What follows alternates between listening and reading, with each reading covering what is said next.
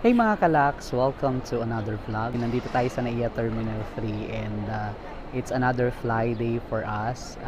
Today we will be exploring new destination. So ngayon mga kalaks, nag-intay lang tayong mag-open yung mga check-in counters nitong China Southern Airlines for our flight going to Europe. So may layover mga kalaks yung flight. From Manila, we will be flying to Guangzhou, then Guangzhou to Amsterdam. So yun yung layover natin for few hours lang naman. If this is the first time kalaks that you visited my channel, please do consider subscribing and hit that notification bell para you will be updated every time that we have a new video uploaded in my YouTube channel.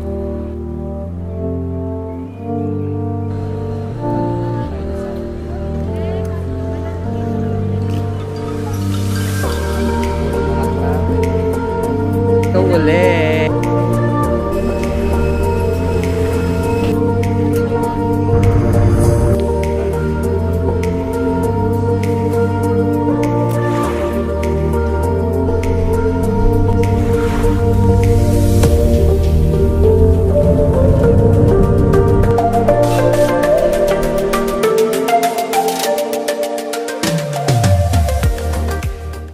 Mga kalaks, we already made it here sa Amsterdam, the Netherlands. Kakadating lang, actually, dumating yung plane namin few minutes ahead of the scheduled time of arrival dito sa Amsterdam. Nagtagal lang kami medyo mga kalaks doon sa sa may baggage claim. Medyo matagal lumabas yung bagahe namin, pero yung immigration process itself, sobrang sobrang ang bilis. Ang tinanong lang talaga is anong gagawin sa Amsterdam, tapos kung ilang araw, tapos kung saan pang countries pupunta. Actually, mabilis lang. Feeling ko nga nag-ano lang yung yung IO, nag-chit-chat lang din dahil medyo naghahang yata or medyo hindi ko alam kung ano yung matagal dun sa system nila. Tapos kay Neil, yung kasama ko, ang tinanong lang din mga kalaks kung magkasama nga kami. Tapos yun, wala nang tinanong, nag-stamp na dun sa sa passport namin. Mga kalaks, so yan, after immigration and all the usual protocols pagdating ng ng country of destination, nakuha na natin yung maleta natin, yung mga luggage natin. Kakapi lang kami dito sa may Starbucks, dito sa may airport, para lang magising yung mga diwa namin. Kalaks, nakabili na tayo ng region and Amsterdam and region travel ticket. 31.50 euros per person yung cost niya. Ang kagandahan doon mga kalaks, unlimited naman siya, unlimited travel naman siya sa Amsterdam tsaka sa sa nearby cities or region neto.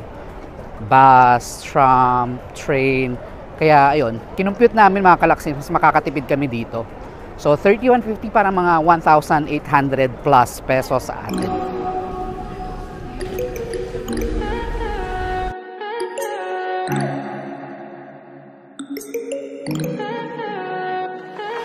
Stay high for the most of the time. Meet a stranger, jump right in your car. Waking up on your sofa next to half-filled bottles from last night. I don't even know where we are. I'm naked and I don't know yet. Mga kalaks, nakapag-check-in na tayo sa hotel natin dito sa may Easy Hotel sa may Bijlmer Arena. Actually, nung naman, smooth naman yung check-in process nila. Ang pinresent, the usual passport lang naman kailangan mo ipakita. Then, may early check-in fee, which is 20 euros. Actually, pag mag-iwan ka ng luggage, mga kalaks, wala silang luggage storage room na pwede mong iwan yung luggage mo for free. Kailangan mo mag-rent ng locker. And sa locker, mga kalaks, yung large na suitcase or luggage, isa lang ang kakasya. So we have 4 luggage, 2 large, saka 2 small. So technically, we will be renting 3 locker rooms, so 15 euros. Ang early check-in fee lang nila, 20 euros. So we opted na for early check-in. Kaya yun. So yan ngayon mga kalaks, papunta tayo sa Zaandam. Medyo gloomy yung panahon, grabe yung pa-welcome ni Amsterdam sa amin, gloomy. Kaya medyo nakakatamad siya from pag-travel mo ng isang buong araw galing sa Pinas, tas gloomy yung panahon dito. Actually, sabi ni Sally, yung receptionist kanina, kahapon daw sobrang init. dito sa Amsterdam, but now it's raining and may mga areas na flooded. At any rate, papunta tayo ng Zaandam, sakay tayo ng metro papunta doon, and Sprinter train yata.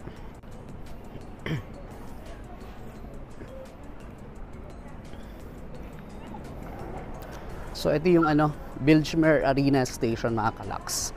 Yung hotel namin dito sa Amsterdam, it's really few minutes walk from this train station, which is very convenient. 2 minutes walk, no, from the train station. Napaka-convenient niya.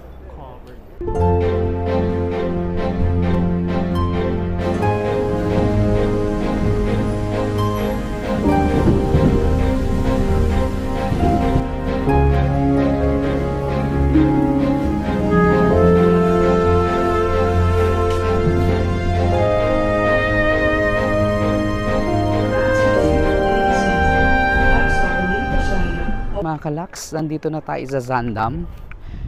Madali naman siyang puntahan, and mabilis lang din yung lakad from the train station. Ayan na yung famous na hotel pala siya talaga, mga kalaks. Ito yung sa mga SOCMED, yan yung madalas yung makikita na picture.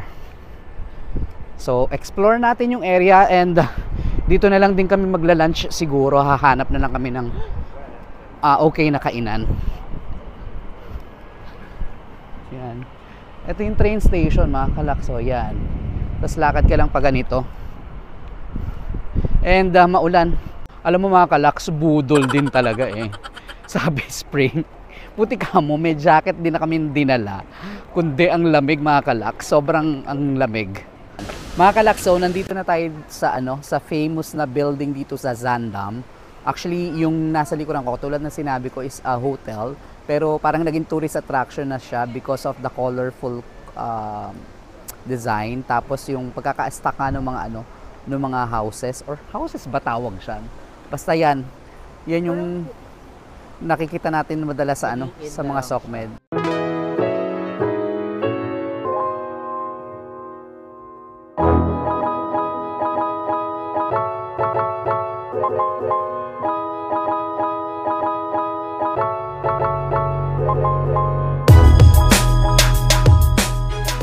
Yan, mga kalaks, explore lang natin yung mga pwede nating makita dito sa Zaandam. Then after dito, mag-lunch na rin tayo dito sa area. Ayan yung isang Easy Hotel, So yan, mga kalaks, naglalakad tayo dito sa may Zaandam. We're just exploring the area, kung ano yung mga meron dito. Actually, maraming mga boutique na pwede kang mag-shopping kung gusto mo mag-shop. Itong way na to papunta sa Centrum or City Center. Ay, mga kalaks, so ito yung ating lunch. Alam mo na kung nasan kami nagla-lunch, may McDo. Kasi ito lang yung pinaka-okay na meron dito. Yung iba, hindi na namin kilala yung mga store. So what we got are 2 cheeseburger, tag-isa kami ni Neil. Tapos may medium fries. Tapos we got 20 pieces na chicken nuggets. Tapos may hot mustard na sauce. We also got sweet and sour. Tapos barbecue sauce. Hopefully masarap siya. Tapos meron pa kaming tira kanina na na muffin from Starbucks. So para may dessert kami. So kain muna kami. So yan, mga kalaks, papunta tayo dun sa Anne Frank House. Ang nearest station is the Western Market Station. Tram number 13 or 17. Ito siya. Wow. Look at the lines, mga kalakso. Ang haba. Ito siya. Anne Frank House.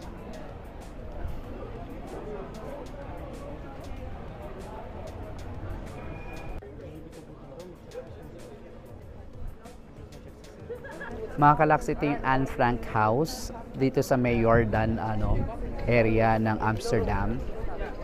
So ito mismo yung bahay niya, mga kalaks. Makikita sa loob niyan yung yung area kung saan sila nag-hide during the Nazi regime. So kung gusto nyong pumasok at mag-visit sa loob niyan mga kalaks, you have to reserve a ticket online ahead of time dahil madaling ma-fully book yung museum. So yan mga kalaks, lakad lang tayo dito sa May Jordan area ng Amsterdam. We'll explore a little bit anong mga makikita dito. So be careful lagi mga kalaks kapag tatawid, lalo na kung mga bike lanes yung tatawiran nyo.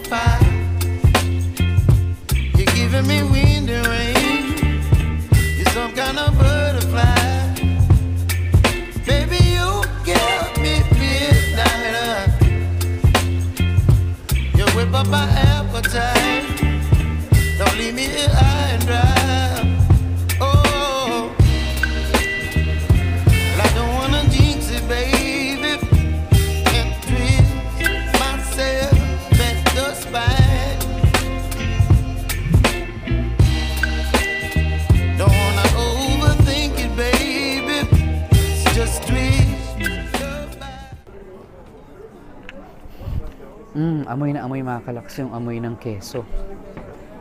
So, ayan, try natin. Ito yung mga mga cheese.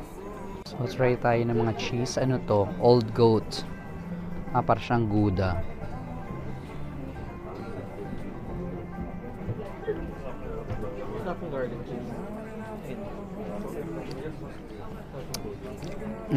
Pecorino.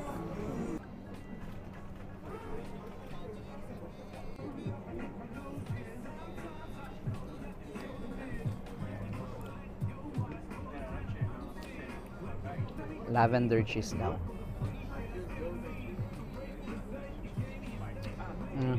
Lasang ano.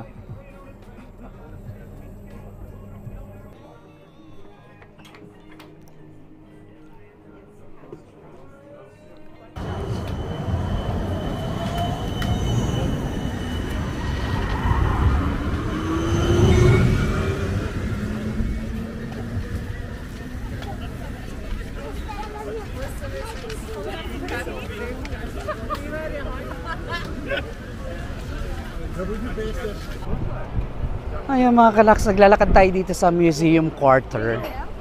Papunta tayo sa may Rijksmuseum, then we'll visit also the Van Gogh Museum.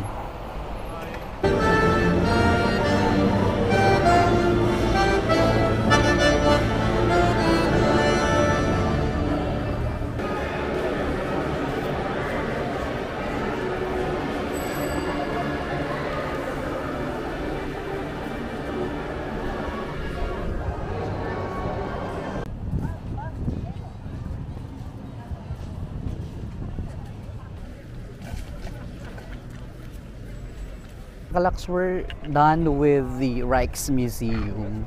So pupunta tayo ngayon sa sa Van Gogh Museum. Ang daming tao. Grabe. And buti mga kalaks, tumila na yung ulan. Though may mga rain showers pa din hanggang ngayon. Pero yan, just the same, maginaw siya, malamig. 11 degrees kanina yung temperature. So unexpected for spring kasi feeling namin medyo mainit na siya. Any rate, pakita ko sa inyo yung Van Gogh Museum. Though hindi na tayo papasok sa loob kasi medyo marami na tayong museum na pupuntahan. So ito na mga kalaks, actually nakikita ko na yung Van Gogh Museum. Ayan mga kalaks, yung Van Gogh Museum. So hindi na tayo papasok dyan mga kalaks, pero kung interested kayo na pumasok dyan, malapit lang siya sa Rijksmuseum. Walking distance, mga 5 to 10 minutes na lakad. Pero kung interested kayo mga kalaks to go inside, be sure to reserve your tickets online dahil madali rin ma-fully book yung yung mga dates dito sa Van Gogh Museum.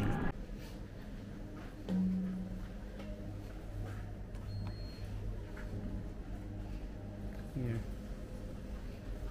Hi mga kalak! So nakabalik na tayo dito sa ating room sa may Easy Hotel sa Bijlmer Arena. Hindi ko lang po tama yung pronounce ko.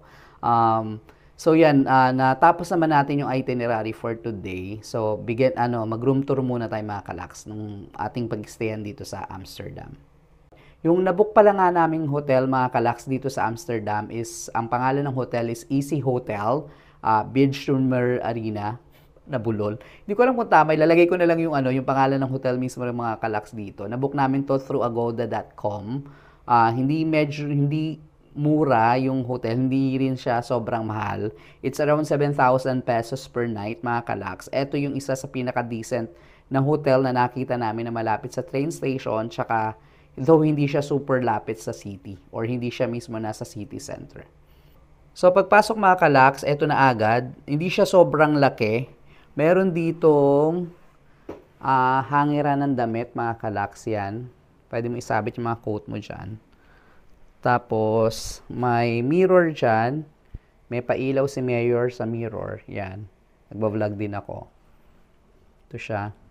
Tapos, may work table dito. Tapos, may mga charging port. USB. Tapos, yan. Double bed. Tapos, ang view namin mga kalaks, yung arena itself. Tapos, may upuan dyan. Tapos, may charging port uli dyan. Medyo nakakalat na yung gamit namin mga kalaks. Oh. Kasi, nag-alwas na kami ng gamit. Tapos, ito yung CR. It's a pretty basic na bathroom lang. You have the trono or the toilet. Tapos, may sink. Walang provided na shampoo. Meron pala. Ito pala. May soap. Tapos may shampoo dito mga kalaks. Oh. Tapos ito yung shower. So pretty much mga kalaks, that's it. Yan yung ating hotel dito sa Netherlands. I will be posting a separate vlog mga kalaks ng ating experience and review dito sa hotel na to, sa Easy Hotel dito sa may Amsterdam, para matulungan din kayo mag-decide kung okay bang mag-stay dito and kung sakali na napupunta kayo dito sa Netherlands. So I think mga kalaks, we will be ending today's vlog here. Mag-aayos lang kami ng gamit, then kakain, bumili lang kami sa labas ng dinner. Then it's time to hit the sack na dahil sobrang pagod tayo sa travel natin from yesterday sa Pinas going to Amsterdam. And by the way mga kalaks, before I forgot, if this is the first time that you visited my channel, please do consider subscribing and hit mo na rin yung notification bell para ma-update ka every time na may bago tayong video upload sa YouTube channel ko. Till the next vlog mga kalaks, see you tomorrow. Bye-bye!